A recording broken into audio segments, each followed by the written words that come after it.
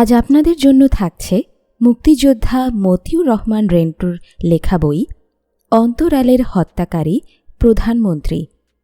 বইটির দ্বিতীয় পর্ব। তাহলে চলুন জেনে নেওয়া যাক দ্বিতীয় পর্বে কি হল। গত 10 দিন পলাতক থাকিবার সময় রেন্টুর কাপড় চোপড় সবই ময়লা হইয়া গিয়াছে। এইসব জামা কাপড় ধুইয়া পরিষ্কার করিয়া সঙ্গে লইয়া রাতের আধারে আবার পালাইয়া যাইবে। এই চিন্তা হইতেই কাপড় ধুইবার জন্য রেন্টু ছাদে উঠিল। সে ছোটবেলা হইতেই নিজের কাপড় নিজেই ধুইয়া থাকে। কাপড় ধুইবার জন্য ছাদে একটা বিশেষ ব্যবস্থাও রহিয়াছে। রেন্টুদের বাসার ভৌগোলিক অবস্থান হইল BK দাস রোড, ঢাকা হইতে নারায়ণগঞ্জ যাইবার এক সময়ের মেইন রোড। এই BK দাস রোডের উত্তর পাশের 62 নং বাড়িটি রেন্টুদের। রাস্তার দক্ষিণে মহল্লার অন্যান্যদের বাসা। দক্ষিণের এই সকল বাসার পেছনেই ঢাকার ঐতিহ্যবাহী বুড়িগঙ্গা নদী। বুড়িগঙ্গা নদীর তীর ঘেঁষেই রেন্টুদের মহল্লা। BK দাস রোড হইতে বুড়িগঙ্গা নদী দেখা যায় না, বুঝাও যায় না যে ইহা নদীর কূল। রেন্টুর মনটা ভীষণ উতলা, উদ্বিগ্ন, উৎকণ্ঠিত হইয়া আছে। চারিদিক হইতে প্রধানমন্ত্রী শেখ হাসিনার নির্দেশে খুনি ঘাতকেরা রেন্টুকে হত্যা করিবার জন্য ঘিরিয়া ধরিয়াছে। ছাদে উঠিয়া রাস্তার দিকে যাইতেই সে দেখিল 2টি যুবক তাহাদের বাসার উল্টো দিকে দাঁড়াইয়া বাসার প্রতি তীক্ষ্ণ দৃষ্টি ফেলিয়া রাখিয়াছে। রেন্টু যুবক 2টির চক্ষু এড়াইতে পারিল না। তাহারা তাহাকেই দেখিয়া ফেলল। 3টি মোটর সাইকেলে করিয়া 7 জন আরোহী রেন্টুদের বাসার সম্মুখে থামিল। প্রথম মোটর সাইকেলে 3 জন, দ্বিতীয় মোটর সাইকেলে 2 জন, তৃতীয় মোটর সাইকেলে 2 জন, মোট 7 জন আসিল। দণ্ডায়মান যুবক 2টি রাস্তার অপর পার হইতেই মোটর সাইকেলের কাছে আসিয়া দাঁড়িল। সকলেই মিলিয়া কিছু একটা পরামর্শ করিতে লাগিল। এখন এই বাসার ভেতরে ঢুকিয়া সবাইকে মারধর করিয়া সকলের সম্মুখে গুলি করিয়া রেন্টুকে হত্যা করিবে, না অপেক্ষা করিবে, বাইরে আসিলে তারপর হত্যা করিবে।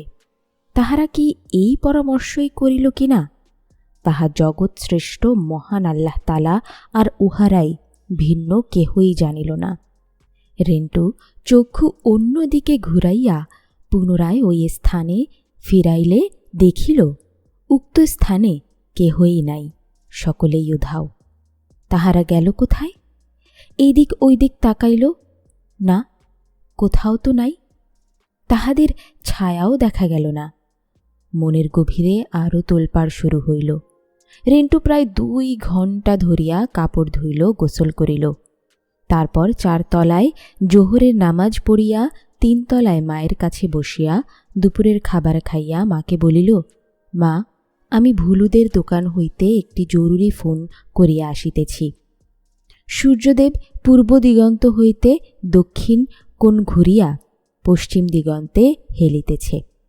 রেন্টু নিচে নামিয়া গেটের ভেতরে থাকিয়ায় কেবল মাথা বাহির করিয়া প্রথমে পশ্চিমে, তারপর পূর্বে, শেষে দক্ষিণে খুব ভালো করিয়া দেখিয়া বাহিরে আসিয়া পুনরায় দেখিল, না, কাহাকেও দেখা গেল না। তবে কি ইহা মনের ভুল? হইতেই পারে।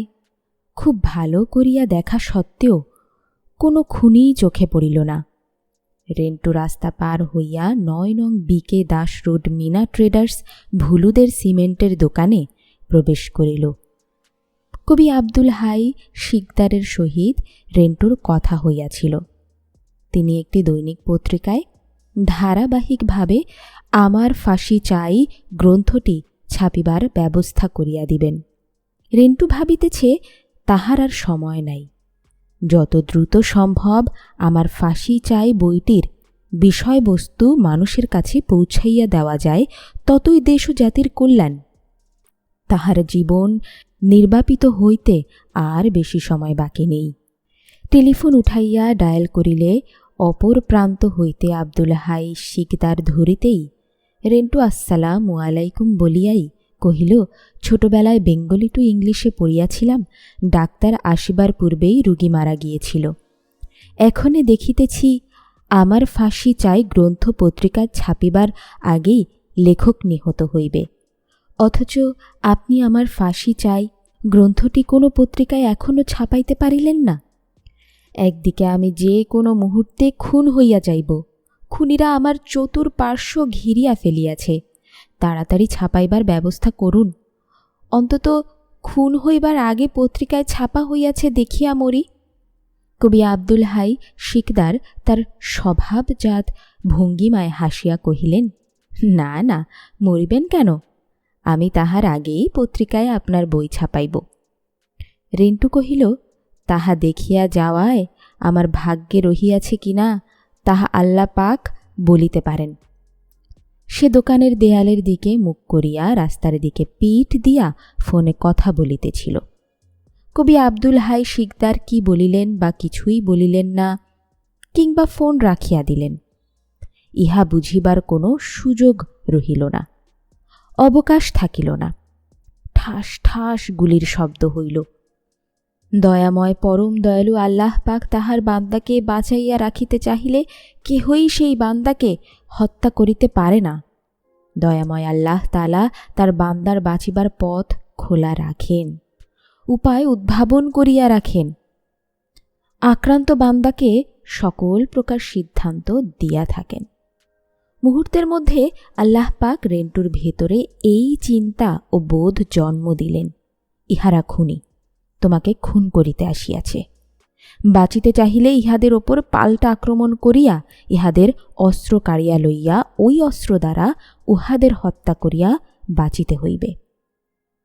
রাস্তার অপর পার হইতে ৩ জন ভাড়াটিয়া খুনি রেন্টুকে হত্যার উদ্দেশ্যে ৩টি পিস্তল হইতে ঠাস ঠাস শব্দে সম্মিলিতভাবে উপর্যুপরি গুলি বর্ষণ করিতে করিতে যে ঘরে বসিয়া রেন্টু টেলিফোনে কথা বলিতেছে সেই ঘরের দিকে তুফান বেগে ছুটিয়া আসিতেছে।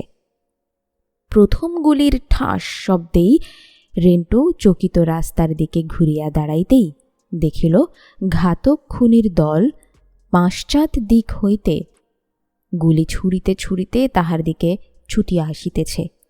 প্রথমে রেন্টু একটুখানি চিন্তা করিল, ইহারা কি সাদা পোশাকধারী পুলিশের লোক? পরক্ষণেই বুঝিল, না না, আক্রমণকারীরা পুলিশের লোক নয়, হত্যাকারী খুনির দল। খুনিদের এলোপাথারি গুলিবর্ষণ দেখিয়া বুঝিতে বাকি রইল না যে প্রধানমন্ত্রীর লেলাইয়া দেওয়া ঘাতক খুনিদের কবল হইতে আজ আর রক্ষা নেই। দয়াময় পরম দয়ালু আল্লাহ পাক কর্তৃক আদিষ্ট হইয়া দাঁড়াইয়া দাঁড়াইয়া কাপুরুষের ন্যায় কাকুতি মিনতি করিয়া বাঁচিবার চেষ্টা করিয়া মরিবার চাইতে বীরের ন্যায় বক্ষ বিস্তার করিয়া শেষ লড়াই করিয়া মৃত্যুকেই শ্রেয় মনে করিল। বিরামহীন গুলি চালাইতে চালাইতে প্রথমোক্ত খুনি প্রথমেই ঘরে প্রবেশ করিল।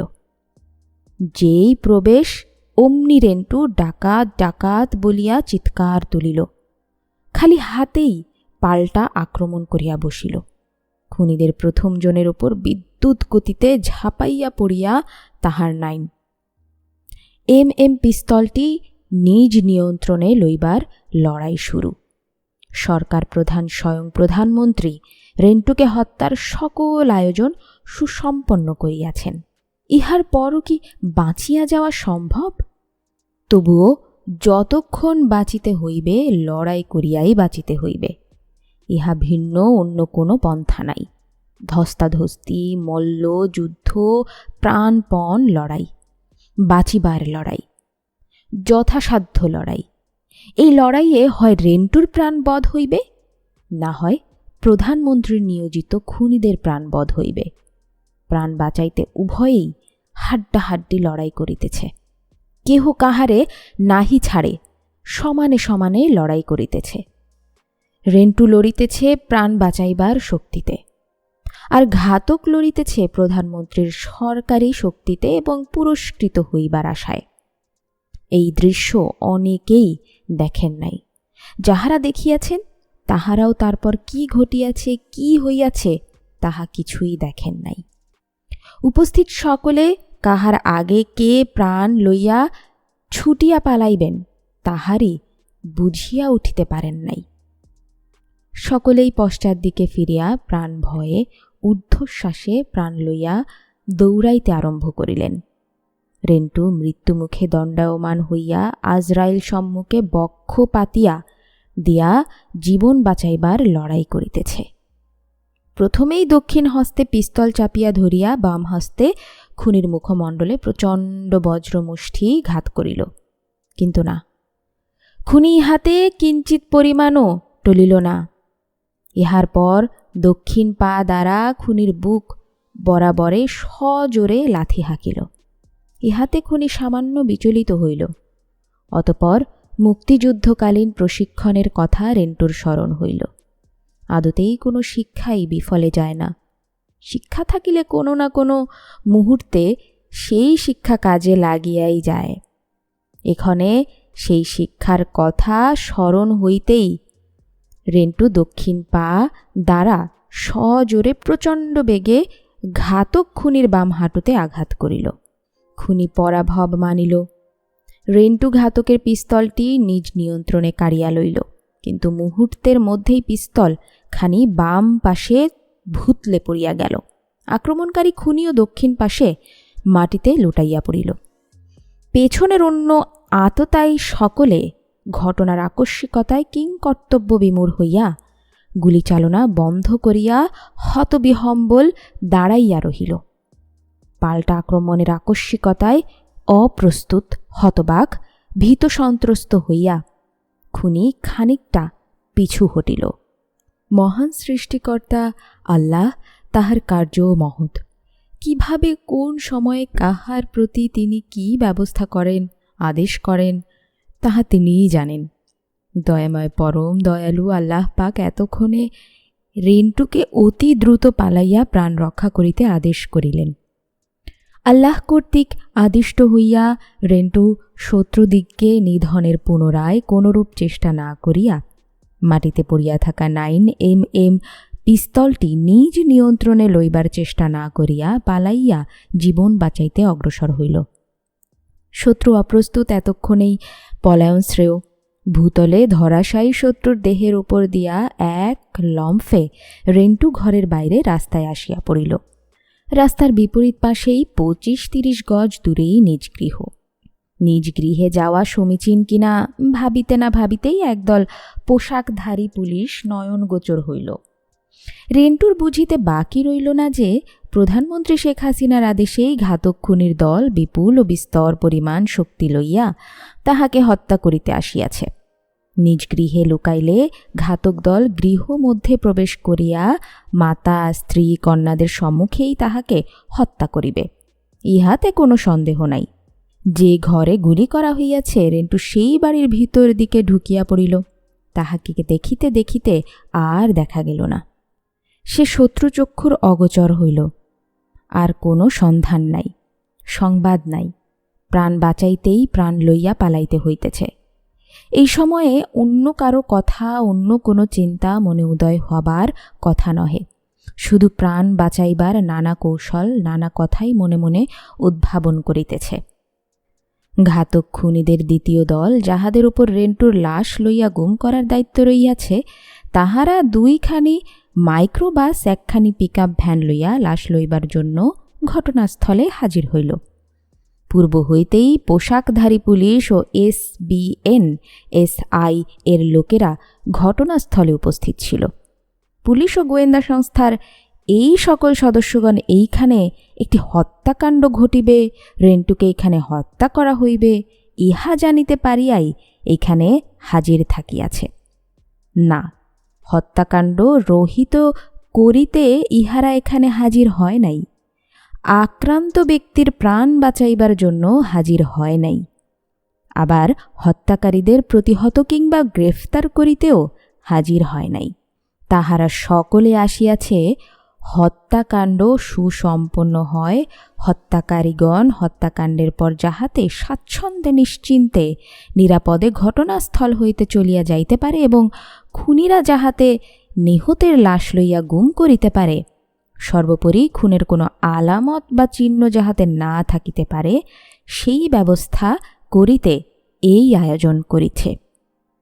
সম্মিলিত সকলেই লাশ খুঁজিতেছে, কিন্তু লাশ চক্ষুর গোচর হইতেছে না। 9 নং BK Das road, Farashganj, Dhaka 1100। Mina traders এর ম্যানেজার শহীদুলকে ঘাতকেরা সকলে মিলিয়া ঘিরিয়া ধরিল। তাহাদের চক্ষুদয় হইতে ঘোর রক্তবর্ণের তেজ সহস্র শিখায় বহির্গত হইতেছে। তাহাদের সম্মিলিত মুখে লাশ কই, লাশ কই রব হইতেছে। ভয়ে শহীদুলের আত্মা খাঁচা হইতে বাহির হইবার উপক্রম হইল। সে বলিল, আমি বলিতে পারিব না।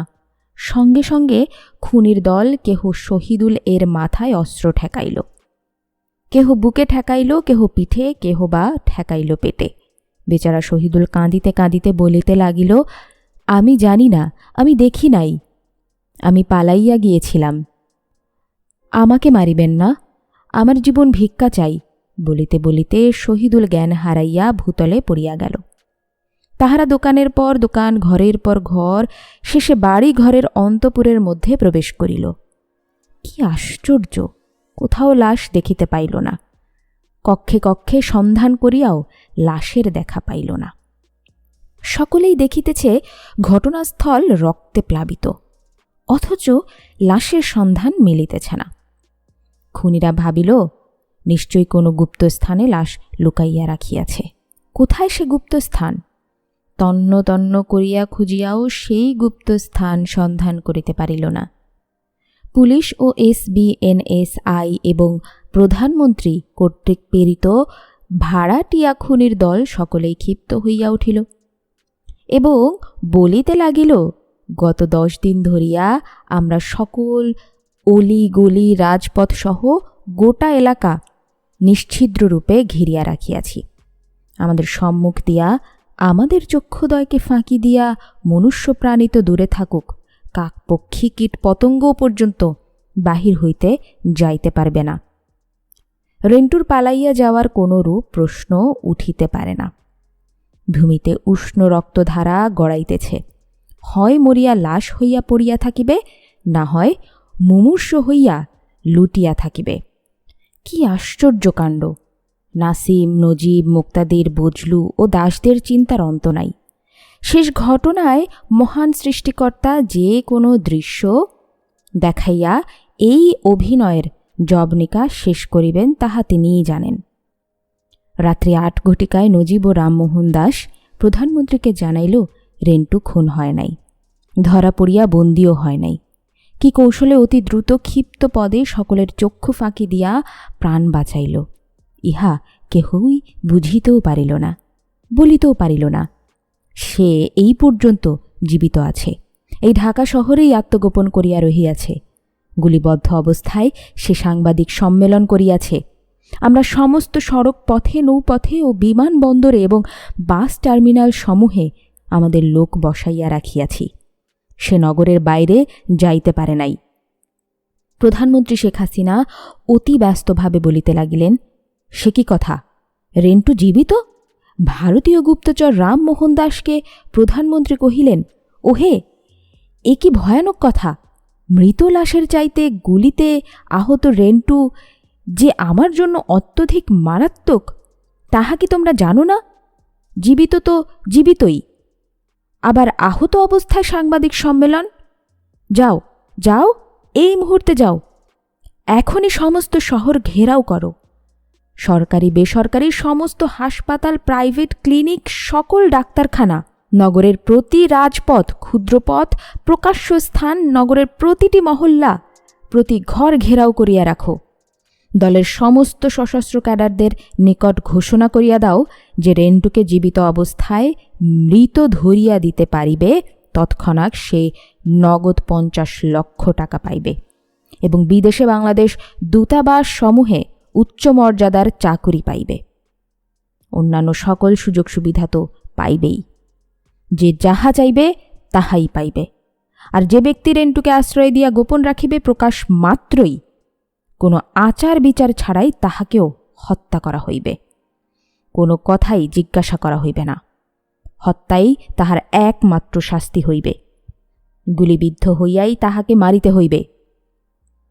প্রধানমন্ত্রী আরও কহিলেন, যে সকল পত্রপত্রিকা, সংবাদ মাধ্যম এবং সাংবাদিক যাহারা আমাদের মাসোহারা লয়, যে করিয়াই হোক রেন্টুর এই সাংবাদিক সম্মেলন তাহাদের গোপন করিতেই হইবে। অন্যান্য সাংবাদিকদের নগদ অর্থ প্রদান করো, যেন সাংবাদিক সম্মেলনে রেন্টুর বক্তব্য পত্রিকায় প্রকাশিত না হয়। প্রধানমন্ত্রীর আদেশ মতো তখনই সকল ব্যবস্থাদি সম্পন্ন হইল। ঘোষণা প্রচারিত হইল। অর্থলোভে অনেক সাংবাদিক অনেক সংবাদপত্র রেন্টুর সাংবাদিক সম্মেলনের সংবাদ পত্রিকায় প্রকাশ করিল না। কোনো কোনো পত্রিকা আবার ভেতরের পাতায় ক্ষুদ্রাকারে ভগ্নাংশ প্রকাশ করিল। এমনভাবে প্রকাশ করিল যে সংবাদের আগামাথা কিছুই বুঝা গেল না। কত সন্ত্রাসী অর্থলোভে রেন্টুর অন্বেষণে ছুটিল। তাহারা নানা স্থানে নানা জায়গায় চারিদিকে সন্ধান করিয়া ব্যস্তভাবে ছুটাছুটি করিয়া বেড়াইতে লাগিল। যদিও এই মুহূর্তে কাহারও মুখচ্ছবি চোখের আয়নায় ভাসিয়া উঠিবার কথা নয়, তথাপিও একটি ছবি, একটি মুখশ্রী বারবার রেন্টুর চোখে পর্দায় উদিত হইতে লাগিল এবং আপন মস্তিষ্কও বারবার তাহা স্মরণ করিয়া দিতে লাগিল। কোনো মুখশ্রী চিনিবার ইহা সময় নয়, কিন্তু মস্তিষ্ক তাহা চিনাইয়াই ছাড়িবে। মস্তিষ্কের উপর্যুপরি পীড়াপিড়িতে হঠাৎ রেন্টু খেয়াল করিল ওই মুখখানি তাহাকে খুন করিতে আসা প্রথম খুনির, যাহাকে মারিয়া ভুতলে ফেলিয়া পিস্তল কাড়িয়া লইয়াছে। এই মুখচ্ছবিখানি সেই খুনির, যাহার নাম মধু, যে মধু ভোরবেলায় আসিয়া রেন্টুর সঙ্গে অনেক কথা কহিয়াই গিয়েছিল। প্রধানমন্ত্রীর পুরস্কার পাইবার লোভে মধু নিজেই দলবল লইয়া রেন্টুকে হত্যা করিবার চেষ্টা চালিয়াছিল। মধু কি বুঝিল না রেন্টু তাহাকে চিনিয়া ফেলিবে? কেন বুঝিবে না? নিশ্চয়ই বুঝিয়াছিল। তখন সে নিশ্চয়ই ভাবিয়াছিল রেন্টুকে তো মারিয়াই ফেলিব।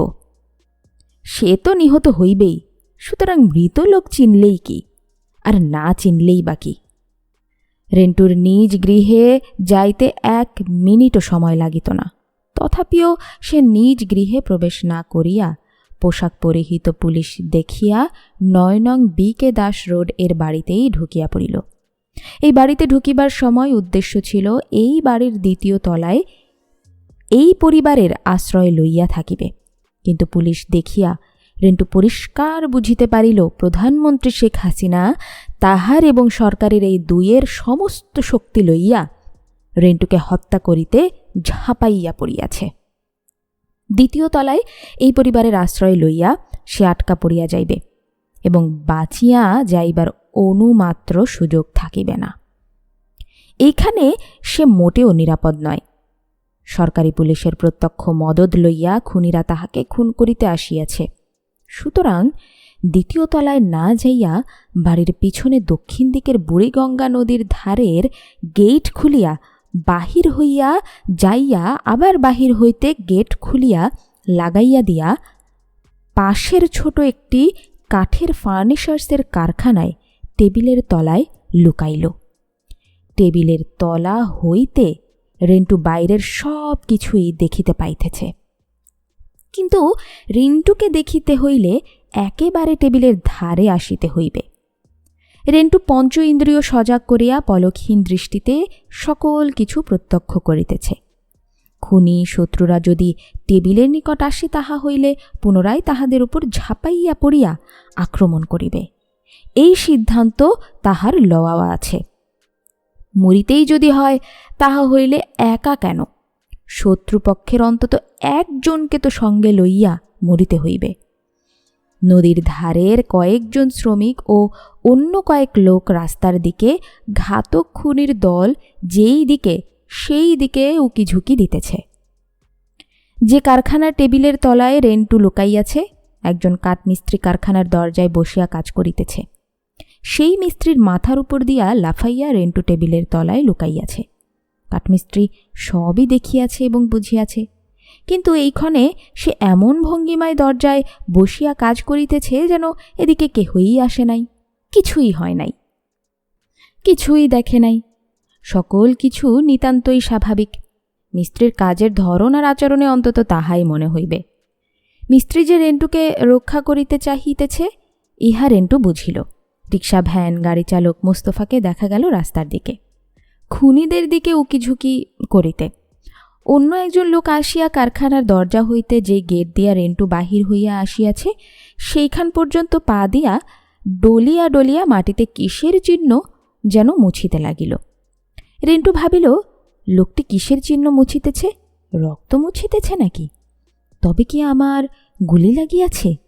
টেবিলের তলায় বসিয়া থাকা অবস্থায় নিজের দিকে তাকাইয়া দেখিল নীল রঙের লুঙ্গি আর শার্ট রক্তে ভিজিয়া কালো বর্ণ ধারণ করিয়াছে। টেবিলের তলায় রক্ত ভাসিয়া গিয়াছে। রেন্টু যেই দিক দিয়া আসিতেছে ফোঁটা ফোঁটা রক্ত ধারা ঝরিয়া তাহার আগমন পথ চিহ্নিত হইয়া আছে।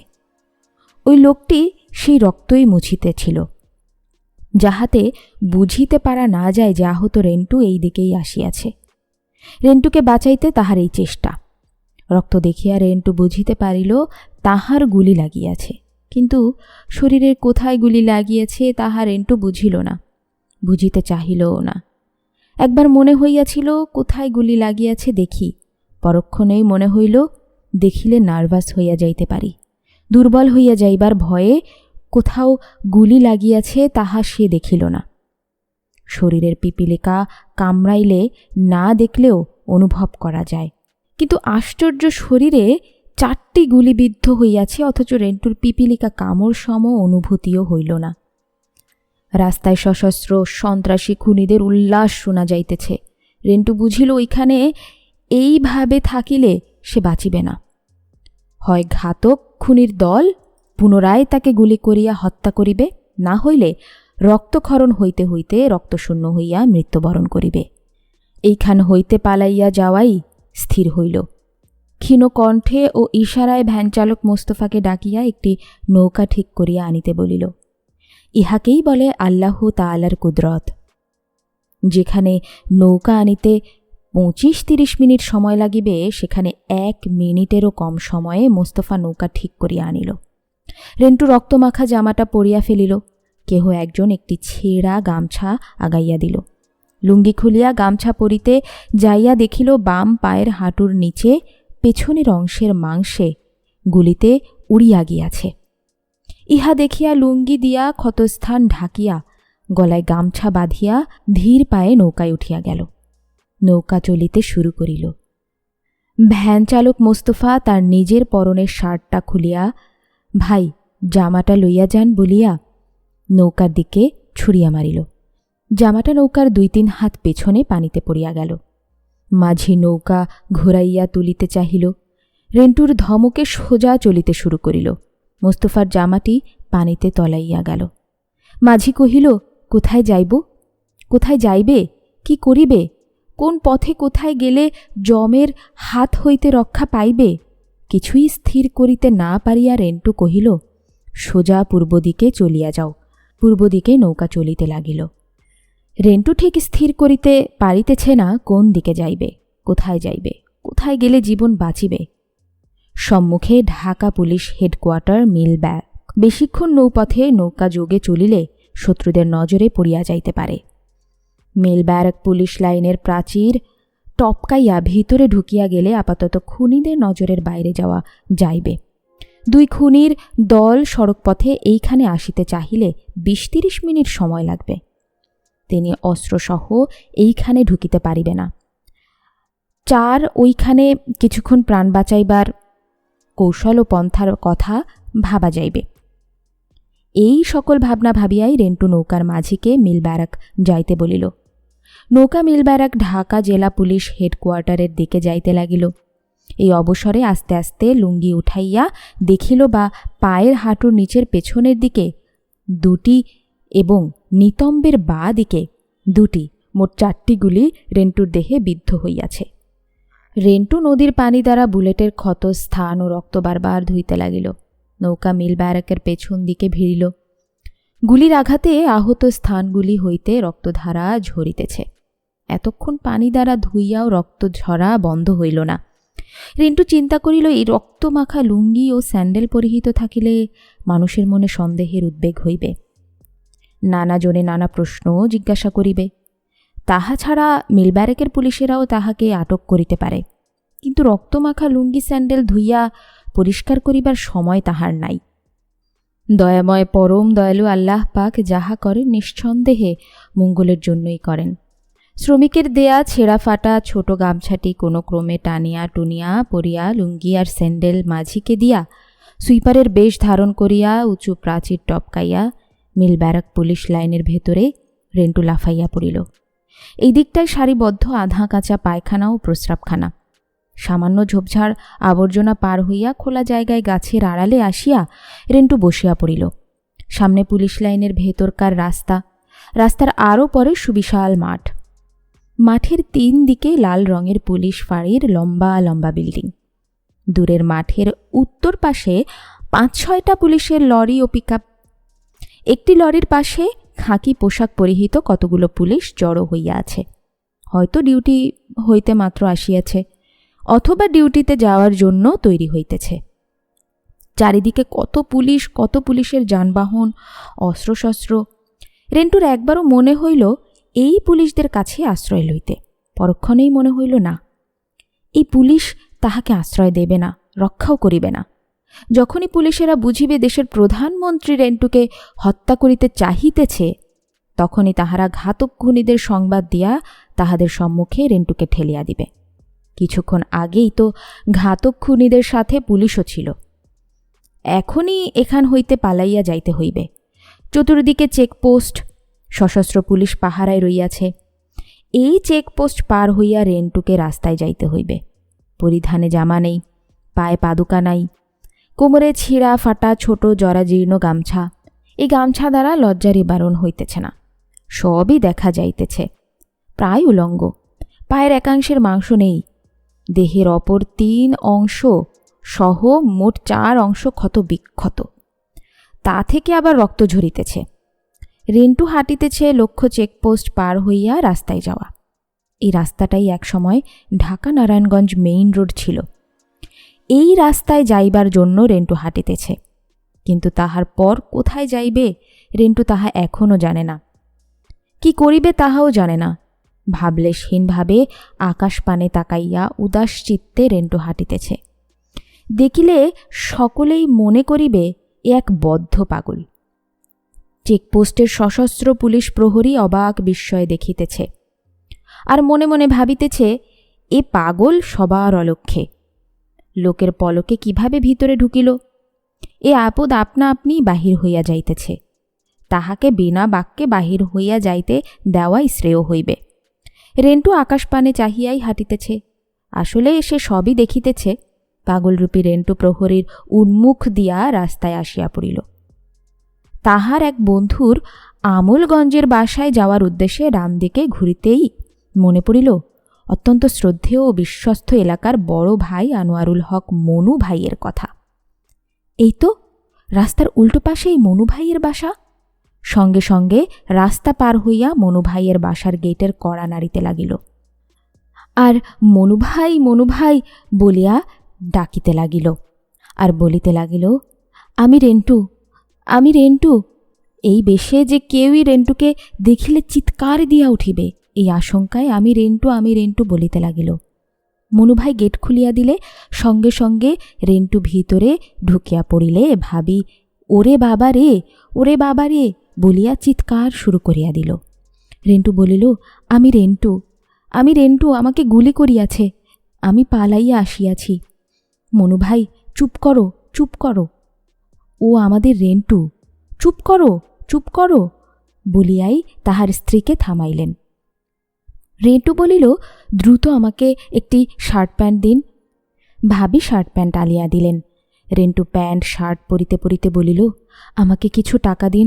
তাহারা টাকা আনিতে ঘরে ঢুকিল। জন্মদাত্রী মাতাকে জীবনে আর দেখিবার আশা, প্রাণাধিক প্রিয় কন্যাদের দেখিবার আশা, প্রিয়তমা অর্ধাঙ্গিনী স্ত্রীকে দেখিবার আশা, বাঁচিয়া থাকিবার আশা ইত্যাদি অন্তর হইতে একেবারেই উধাও হইয়া গেল।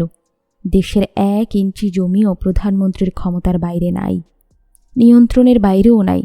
অতএব রেন্টুর বাঁচিবারও সম্ভাবনা নেই। তাহার মৃত্যু সুনিশ্চিত।